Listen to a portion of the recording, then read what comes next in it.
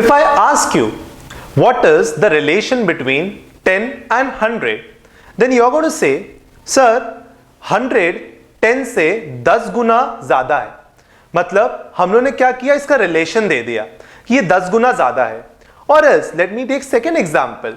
अगर मैं बोलूं कि 5 और 500 में क्या फर्क है, तो आप लोग बोलोगे कि सर ये 500 5 से 100 गुना ज्यादा बड़ा है.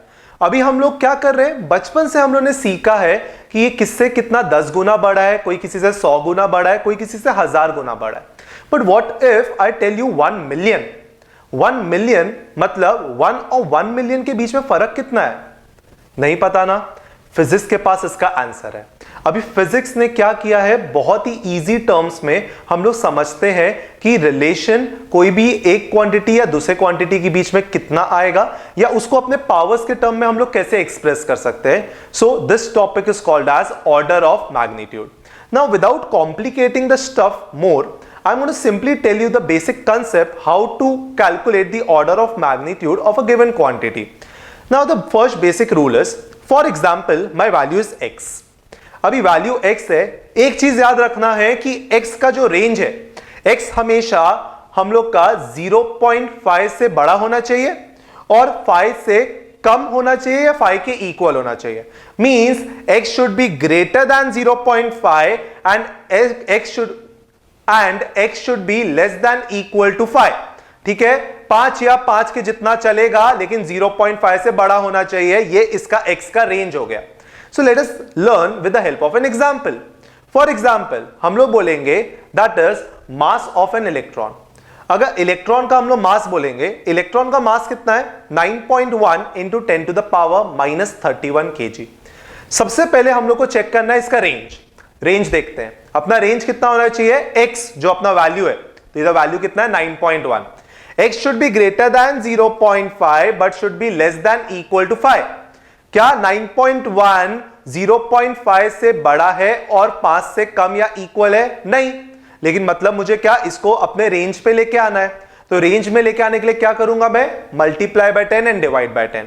क्यों ऐसा किया, जब मैं डिवाइड बाय 10 किया तो हम लोग का 9.1 बन गया 0.91, और ऊपर जो मल्टीप्लाई बाय 10 किया था तो 10 to the power minus 31 and 10 to the power 1, 10 मतलब 10 टू द पावर 1 बन गया minus 31 into 10 to the power 1.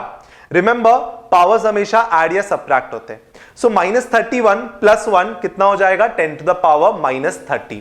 सो मेरा वैल्यू क्या आ गया, 0.91 into 10 to the power minus 30. Check करो रेंज में है क्या, हाँ 0.9 हम लोग का 0.5 से बड़ा है और 5 से कम है, मतलब it is in the range.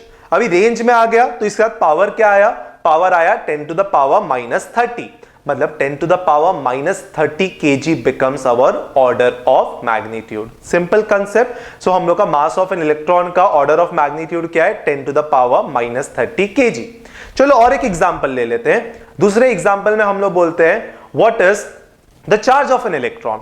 Charge of an electron is 1.6 into 10 to the power minus 19 coulomb. सबसे पहले क्या चेक करना है, रेंज.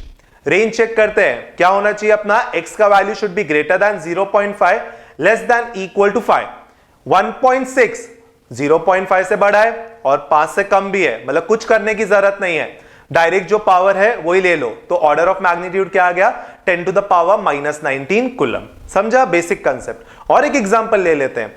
हम लोग बोलते हैं हमारा पल्स रेट होता है 72 पल्स पर मिनट. ओके, अभी एक चीज याद रखना है, कोई भी क्वांटिटी होगा उसको स्टैंडर्ड यूनिट में कन्वर्ट कर लो. ओके, मतलब एसआई यूनिट में कन्वर्ट कर लो. अभी हम लोग का पल्स रेट क्या बोला हमने, 72 पल्स पर मिनट, लेकिन हम लोग का स्टैंडर्ड यूनिट क्या है, सेकेंड्स. तो हम लोग इसको सेकेंड में कन्वर्ट करते हैं. मिनट को अगर सेकेंड में कन्वर्ट करना है तो हम बोलेंगे 72 अपॉन 60 सेकेंड. 72 अपॉन 60 कितना होता है, 1.2 सेकेंड. ठीक है, हम लोग ने स्टैंडर्ड यूनिट में कन्वर्ट कर लिया, हमको मिल गया 1.2 सेकेंड. अभी हम लोग रेंज चेक करते हैं. हमारा रेंज क्या है, x should be greater than 0.5 less than equal to 5. अभी हम लोग का आंसर क्या मिला, 1.2. हाँ 0.5 से बड़ा है, 5 से कम है. ठीक है, कुछ भी नहीं है इसका पावर, तो मतलब पावर कुछ भी नहीं है, मतलब into 10 to the power 0. So इसका ऑर्डर ऑफ मैग्नीट्यूड है 10 to the power 0. Remember 10 to the power 0 is always equals to 1. So this is the manner how exactly you calculate order of magnitude in a very simple manner.